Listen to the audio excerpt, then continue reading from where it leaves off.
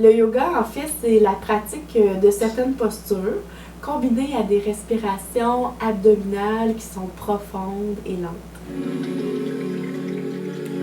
Le yoga, ce que ça fait, c'est que ça permet aux enfants de bouger adéquatement dans le but d'atteindre l'équilibre de nos trois centres. La tête pour tout le côté rationnel, les apprentissages, les tracas, les pensées. Le cœur pour tout ce qui concerne les émotions. Et le corps pour tout ce qui est physique, qui est corporel, le besoin de bouger.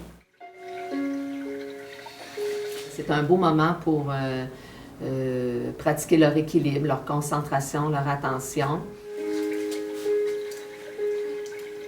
J'ai vu certains enfants s'asseoir mieux, se tenir plus droit, travailler l'équilibre aussi, travailler au niveau de la concentration, de la respiration aussi.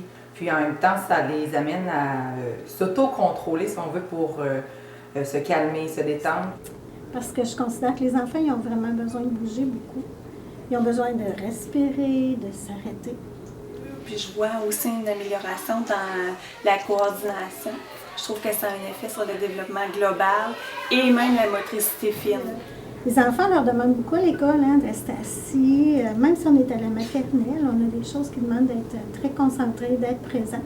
Puis je trouvais que ça leur faisait une petite activité qui leur permettait d'évacuer beaucoup de choses et de se recentrer sur eux-mêmes.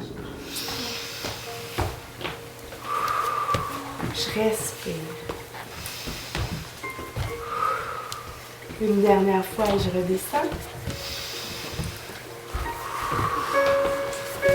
Bravo! Autant j'ai des stratégies aidantes en français, en mathématiques, en sciences, ça fait partie de mon coffre à outils. Allons voir des nouvelles stratégies qui vont être aidantes autant pour moi que pour eux. Ma jambe de devant.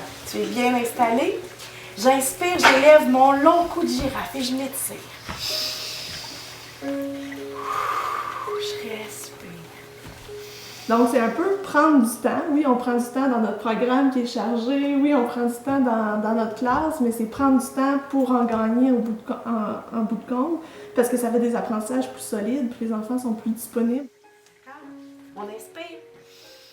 Parce que les petits amis, après, ils sont comme plus en forme, plus tolérants. Ça baisse aussi beaucoup le niveau de bruit dans la classe quand on a fait le Pida Yoga. Les mains au cœur. C'est un excellent moyen de relaxer et en même temps de faire des apprentissages.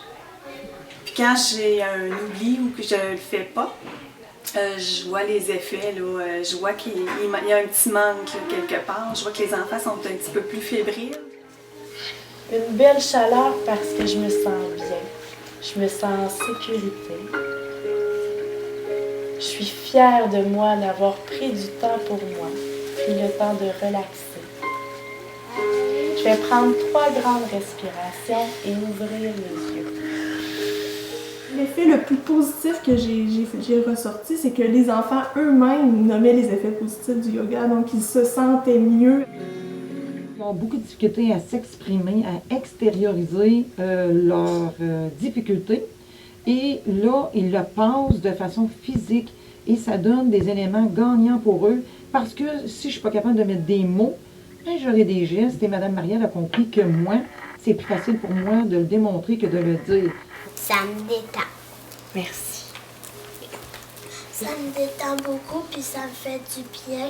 Puis ben, ça me calme beaucoup, puis je suis prête à recommencer ma journée, puis faire bien ça.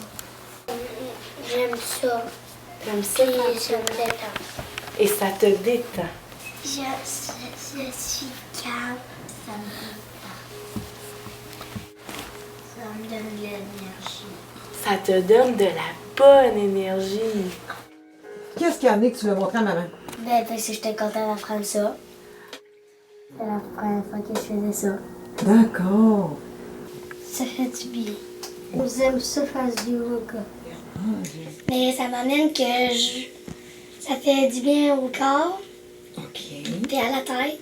Le Pida Yoga, ça m'amène à forcer mes muscles. Ça m'amène à me concentrer. Ça me détend. Ça m'aide à me concentrer. J'aime le yoga puis ça m'aide dans les mathématiques. Mais dans mon cas, ça me détend beaucoup. Est-ce que tu as une position préférée? Est-ce qu'il y a un mouvement que tu préfères? L'arbre. Donc, en classe, le yoga se fait vraiment en toute simplicité. C'est-à-dire qu'on n'a pas besoin d'un espace spécial ou de matériel supplémentaire. Les bureaux restent placés comme d'habitude, pas besoin de tapis, pas besoin d'autres matériels. La première partie de la séance va se réaliser assis sur leur chaise, tout simplement. Ensuite, on va pouvoir enchaîner la séance en se plaçant debout derrière son bureau. Donc, chacun va avoir son espace sans rien avoir à modifier à la classe. L'idéal, c'est bien sûr de tamiser l'éclairage. On peut mettre de la musique relaxante si on en a envie ou si on veut se déconnecter des bruits environnants, mais on reste dans la simplicité. Ce qu'on suggère fortement aux enseignants, c'est de pratiquer le pédagoga à tous les jours, de vraiment l'inclure dans leur routine. Ça reste une suggestion. Les enseignants l'intègrent selon leur réalité, selon leur disponibilité. En général, on parle d'une séance qui va prendre entre 10 et 15 minutes. Nous, dans la classe de maternelle, le yoga fait partie de notre routine. On le fait au quotidien. Ça dure environ, je pense que je peux dire entre 5 et 10 minutes. On fait du pédagoga à tous les jours dans la classe. Souvent, je vais y aller avec de 2 à 3 postures par séance. C'est un moment aussi que les enfants aiment beaucoup. Quand on s'en vient au tapis, parce qu'on le fait toujours ici, les enfants sont toujours contents. J'ai pas de « Ah non, ça me tente pas ». Le fait que les figures soient associées à un monde animal, tout de suite, ça fait oui, je suis la girafe aujourd'hui. Oui, on aimerait ça faire la libellule. Pour ma part, c'est souvent au retour de la récréation, quand c'est l'avant-midi. Donc, justement, au retour d'une activité où ça a un petit peu plus bougé, je trouve que ça permet après ça aux enfants de prendre le contrôle avant de passer à une autre activité. Si c'est l'après-midi, c'est souvent au retour du dîner, après une petite causerie, on travaille le yoga pour se préparer pour le reste de l'après-midi. Ça apprend aussi aux enfants à écouter son corps, à prendre du temps pour eux. C'est important dans la vie de tous les jours. En tant qu'adulte, on est beaucoup stressés, nous aussi. Fait que aussi, pour l'enseignante, ça fait du bien de prendre le temps.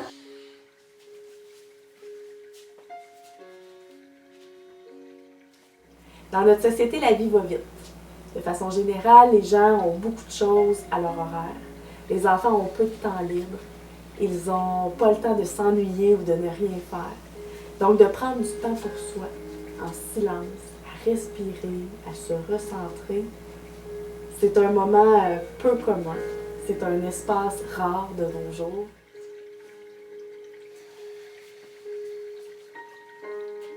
Lorsqu'on est attentif, lorsqu'on est réellement présent à ce que l'on fait, à ce que l'on vit, notre cerveau sécrète de la dopamine et de la sérotonine, qui peuvent aussi s'appeler les hormones du bonheur. Et cet état général de bien-être-là, lui, peut permettre de diminuer la fréquence et l'intensité des crises, peut permettre de diminuer l'anxiété, de diminuer le stress. C'est un des plus grands bienfaits que je trouve parce que c'est pas juste à l'école. Ça les suit, ça fait partie d'eux autres et ça les accompagne. Bien, en fait, c'est de leur donner des stratégies, c'est de leur donner des outils pour la vie, pour s'aider eux-mêmes à se calmer, à s'apaiser, à maintenir un équilibre physique et émotionnel. Et est-ce qu'on peut en faire aussi à la maison du yoga? Oui.